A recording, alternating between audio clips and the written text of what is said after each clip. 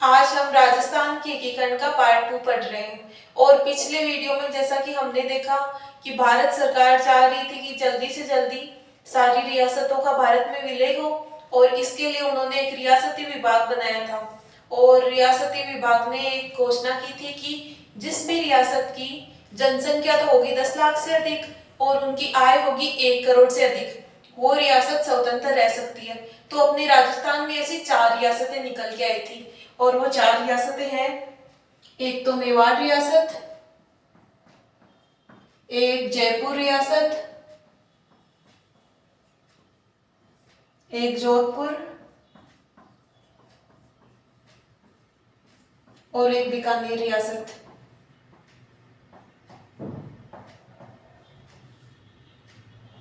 तो ये चारों रियासतें स्वतंत्र रह सकती थी और बाकी रियासतों को तो विलय होना ही पड़ेगा। अब स्वतंत्र रह सकती है, इसका मतलब ये है कि जब एक भारतीय संघ बनाया जाएगा तो उसमें ये चारों रियासतें एक स्वतंत्र राज्य के रूप में रह सकती है, बाकी विलय तो सबको ही होना पड़ेगा। और उस टाइम अंग्रेज चाह रहे थे कि 3 प्रकार से इनका विलय हो, या तो किसी ब्रिटिश प्रांत में मिल जाए, और या फिर जैसे कोई केंद्र शासित प्रदेश है उनमें मिल जाए, या फिर अपना एक स्वतंत्र राज्य बना सकती है कोई भी रियासत है। तो भारत सरकार ने ये कहा कि भारत की सभी रियासतों को 15 अगस्त तक सरदार वल्लभ भाई पटेल को हस्ताक्षर करवा लेने कि हाँ, हम भारतीय संघ में मिलने के लिए तैयार है। तो वल्लभ भाई पटेल लगे हुए थे रियासतों के राजाओं से बात करने में, और वो रियासतों के राजाओं को 3 बातें कह रहे थे कि आप अपनी सेना, विदेश और संचार, ये 3 चीजें हमें दे दीजिए। विदेश और संचार, ये तीनों चीजें केंद्र को सौंप दीजिए। तो शुरुआत में रियासतों के राजा मान नहीं रहे थे विलय के लिए। इतने में बीकानेर के राजा सादुल सिंह जी, बीकानेर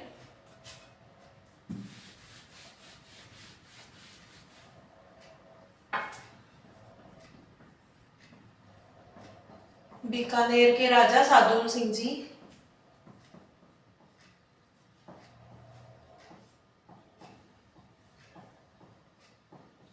वो विलय पत्र पर हस्ताक्षर करने के लिए हामी भर देते हैं, और उन्होंने 7 अगस्त को सबसे पहले विलय होने वाली रियासत मत बन गई। मतलब उन्होंने सबसे पहले हामी भर दी विलय के लिए, और अपना एक आदमी संविधान सभा में भेज दिया। तो राजस्थान की वो रियासत जिसने सबसे पहले विलय के लिए हामी भरी वो थी बीकानेर रियासत। और सबसे लास्ट की अगर अपन देखें कि सबसे लास्ट में कौन सी रियासत मानी थी, तो वो थी धौलपुर रियासत। धौलपुर का कल हमने देखा था उदयभान सिंह जी, वो थे। उन्होंने 14 अगस्त को हस्ताक्षर किए थे। तो सबसे पहले विलय होने वाली रियासत है बीकानेर, और सबसे लास्ट में विलय होने वाली रियासत है धौलपुर। कई बार क्या है, लोग सोच लेते हैं कि शायद जोधपुर रियासत होगी जो सबसे लास्ट में मानी होगी, क्योंकि वो पाकिस्तान की तरफ जाना चाह रहे थे, ऐसा कुछ। लेकिन सबसे लास्ट वाली रियासत है धौलपुर। अब क्या होता है कि अपन जैसा कि जानते हैं 19 रियासतें अपने 19, तो 19 में से 4 रियासतें वो होगी जो स्वतंत्र रहेगी। तो 19 में से 4 तो वो हो गई, पीछे बचती है 15 रियासतें। 15। अब 15 में से अपन देखते हैं 2 रियासतें, एक तो सिरोही और एक जैसलमेर। सिरोही और एक जैसलमेर, इनका क्या है, सिरोही। तो सिरोही जैसा कि हम जानते हैं गुजरात की सीमा पर स्थित है, और सरदार वल्लभ भाई पटेल वो भी गुजरात से ही है। तो उनका प्रयास था कि सिरोही को कैसे भी करके हम गुजरात में विलय करें, क्योंकि सिरोही के अंदर 2 चीजें बहुत महत्वपूर्ण है, एक तो आबू पर्वत और दूसरा देलवाड़ा के मंदिर। इसलिए वो चाह रहे थे कि सिरोही को तो कैसे भी करके हम गुजरात में ही विलय करें, इसलिए सिरोही का तो एक बार रह गया। फिर जैसलमेर, तो जैसलमेर के राजा चाह रहे थे कि जहां जोधपुर रियासत जाएगी वही हम जाएंगे। इसके पीछे एक रीजन ये भी था कि जब पाकिस्तान ने कश्मीर पे आक्रमण किया, तब उन्होंने बलूचिस्तान और जैसलमेर इन 2 पर भी अटैक किया था। तब उन्होंने कश्मीर तो आधा ले लिया, बलूचिस्तान पूरा, लेकिन जैसलमेर को नहीं ले पाए, क्योंकि जैसलमेर के लिए जोधपुर वाले राजा ने सेना भेज दी थी, तो ऐसे में वो ले नहीं पाए। तो जैसलमेर कहीं ना कहीं इस बात को अच्छे से जानता था कि हमारी भलाई इसी में है, जहाँ जोधपुर रहे वही हम रहे। तो ये जैसलमेर का भी काम हो गया। अब अपने पीछे बचती है 13 रियासतें। तो 13 में से 4 तो कल हमने देखा मत्स्य संघ में आ गई, पीछे 4 रियासतें मत्स्य संघ में विलय हो गई। अब बचती है 9 रियासत पीछे, 9 रियासतें। तो ये बची हुई 9 रियासत पूरी की पूरी दूसरे चरण में विलय हो जाती है। मतलब कि जो 9 रियासतें बची वो सारी दूसरे चरण में विलय हो जाती है। तो चलिए अपन दूसरा चरण देखते हैं।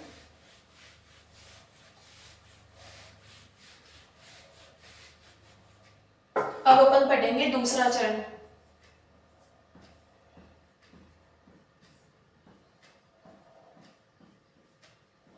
जो कि है राजस्थान संघ, राजस्थान संघ या फिर पूर्व राजस्थान बोल दो इसको।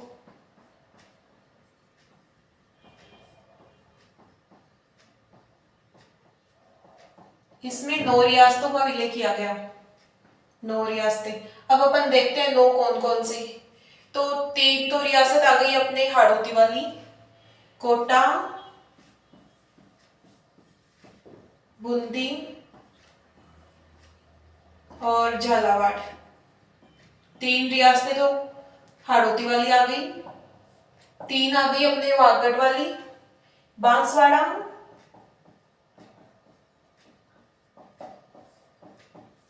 डूंगरपुर, बांसवाड़ा, डूंगरपुर और प्रतापगढ़। एक जो कि राजस्थान की एकमात्र मुस्लिम रियासत है टोंक, उसका भी इसी में विलय किया गया, टोंक रियासत। 2 रियासतें आ गई शाहपुरा और किशनगढ़, शाहपुरा और किशनगढ़, किशनगढ़ रियासत। और एक ठिकाना जो कि बांसवाड़ा से अलग हुआ था, कुशलगढ़ ठिकाना, उसका भी इसी में विलय कर लिया गया। अब देखो जो है शाहपुरा और किशनगढ़ है, उनका ये है कि पहले उनकी अजमेर मेरवाड़ा में विलय की बातें हो रही थी कि आपका अजमेर मेरवाड़ा में विलय किया जाएगा। इसके लिए किशनगढ़ के राजा ने तो हस्ताक्षर भी कर दिया था, पर जो शाहपुरा के राजा थे वो इसके लिए नहीं माने। उनका कहना था कि हम राजस्थान संघ में विलय होंगे, ना कि अजमेर मेरवाड़ा में। तो यहाँ एक इंपॉर्टेंट क्वेश्चन भी निकल के आ जाता है कि राजस्थान की ऐसी कौन सी रियासत जिसने अजमेर मेरवाड़ा में विलय का विरोध किया था। राजस्थान की ऐसी कौन सी रियासत जिन्होंने अजमेर मेरवाड़ा में विलय का विरोध किया था, वो था शाहपुरा और किशनगढ़, किशनगढ़।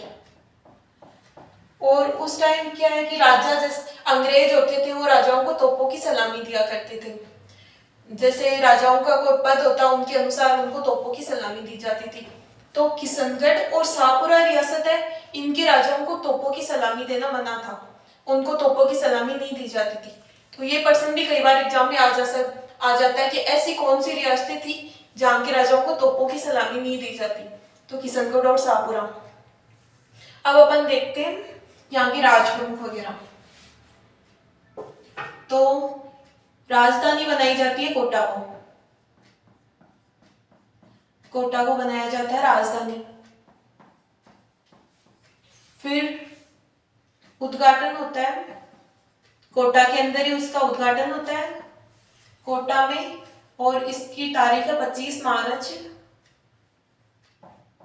1948 को। राज प्रमुख होते हैं कोटा के राजा भीम सिंह जी, भीम सिंह, यह होते हैं राज प्रमुख। उपराज प्रमुख बनाया जाता है, ये उपराज प्रमुख नहीं बोल के अपन बोलेंगे वरिष्ठ उपराज प्रमुख, वरिष्ठ उपराज प्रमुख।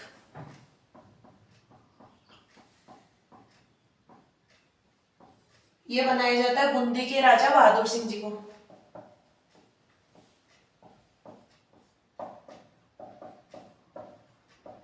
फिर बनाया जाता है कनिष्ठ उपराज प्रमुख, कनिष्ठ उपराज प्रमुख।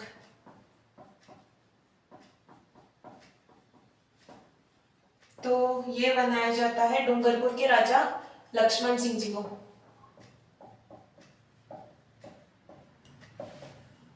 अब अपन देखते हैं प्रधानमंत्री।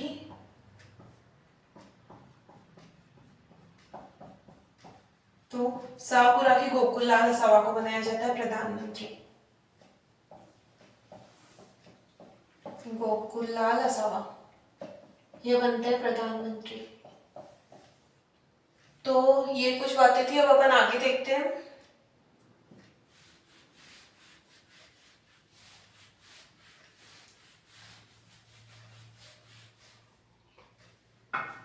राजस्थान संघ का क्षेत्रफल।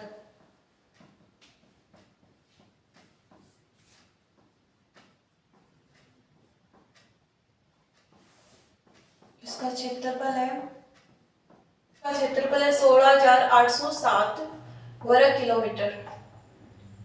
फिर देखते हैं अपन जनसंख्या। तो इसकी जनसंख्या है 23.3 करोड़, 3 लाख, 23.3 लाख इसकी जनसंख्या। और वार्षिक आय, तो इसकी वार्षिक आय है 2 करोड़ रुपए।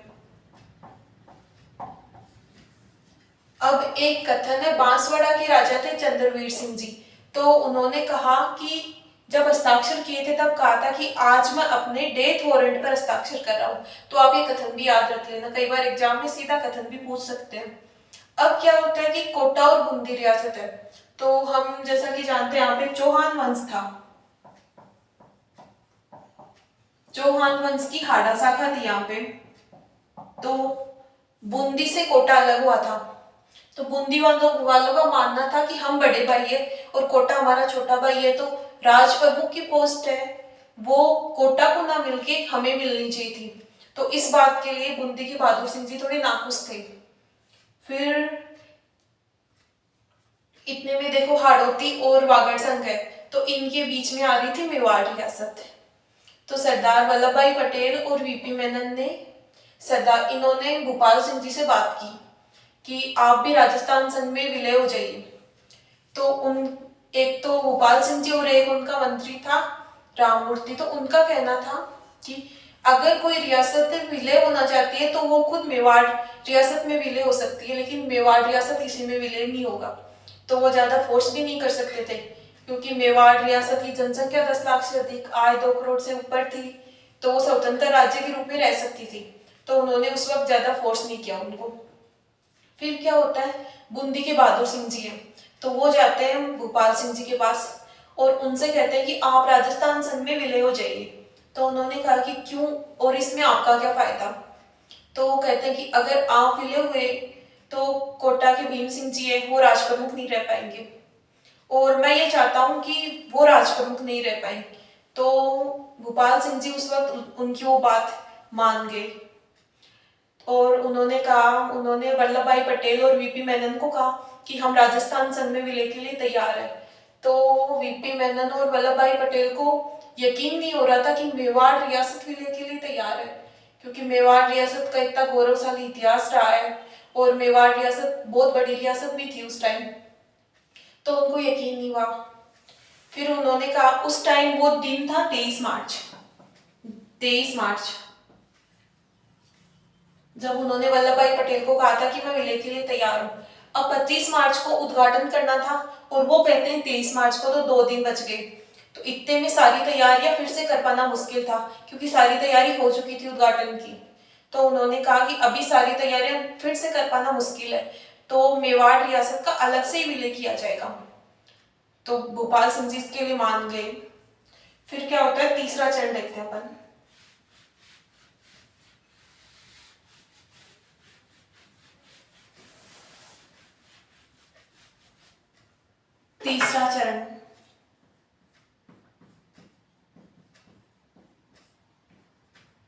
तीसरा चरण, संयुक्त राजस्थान संघ।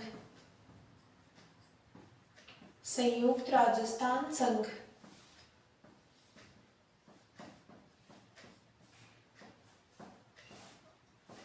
इसके अंतर्गत पूरा तो आ गया है राजस्थान संघ,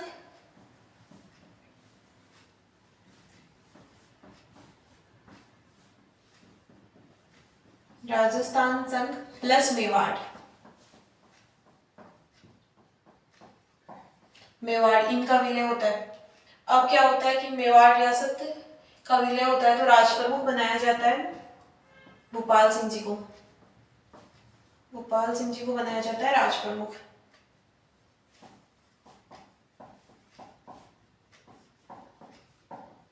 फिर वरिष्ठ उपराज प्रमुख बनते हैं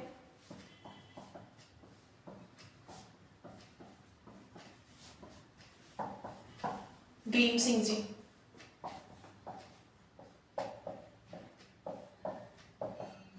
और कनिष्ठ उपराज प्रमुख की पोस्ट पर दो लोग होते हैं, कनिष्ठ उपराज प्रमुख।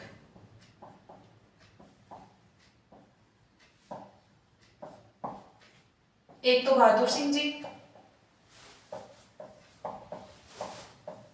और दूसरा लक्ष्मण सिंह जी, ये दोनों होते हैं कनिष्ठ उपराज प्रमुख। ये सब बातें फिर आगे देखते हैं अपन।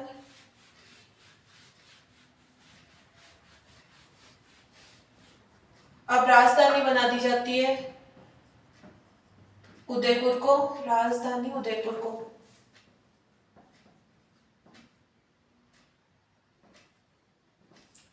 और उद्घाटन होता है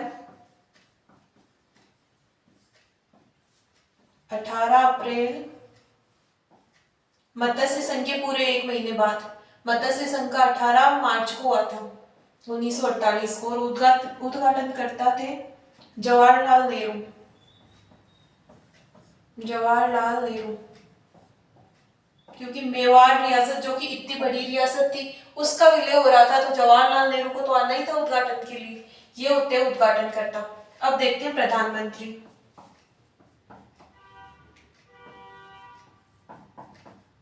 माणिक्यलाल वर्मा होते हैं प्रधानमंत्री।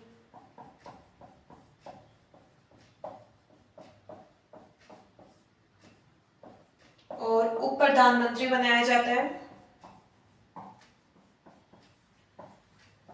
गोकुललाल असावा को।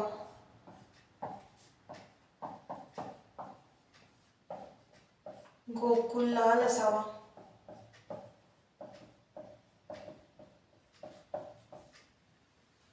ये कुछ बातें थी संयुक्त राजस्थान संघ के बारे में। अब अपन आगे देखते हैं।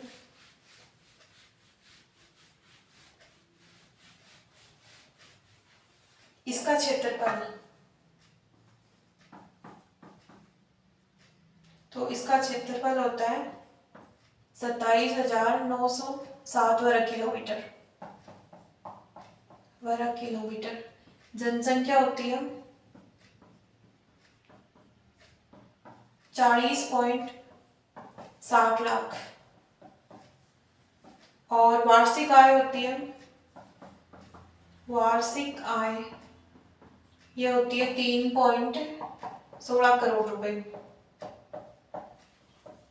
अब क्या होता है, जो राजा थे उनसे रियासतों का विलय करवाया गया और सारी शक्तियां ली गई, तो भारत सरकार उन्हें कुछ पेंशन देती थी। तो उनमें ये मापदंड था उनका कि ज्यादा से ज्यादा किसी राजा को 10 लाख रुपए तक दिए जा सकते हैं। लेकिन जब मेवाड़ रियासत ने विलय के लिए हामी भरी तो उन्होंने शर्त रखी कि हमें कम से कम 20 लाख रुपए दिए जाएंगे प्रीवी पर्स के रूप में। और उन्होंने एक शर्त और भी रखी थी, वो थी कि राज प्रमुख का पद होगा वो मेवाड़ रियासत का वंशानुगत होगा। तो वो इन दोनों के लिए मान गए थे, पर उनका कहना था कि हम सीधा किसी भी राजा को 20 लाख रुपए नहीं दे सकते। तो उन्होंने उनको प्रीवी पर्स दिया था, 10 लाख रुपए तो सीधे दिए और 5 लाख रुपए दिए थे राज प्रमुख के वेतन के रूप में, राज प्रमुख का वेतन, और 5 लाख रुपए और दिए धार्मिक अनुदान के नाम पर। ऐसे करके टोटल 20 लाख रुपए थी।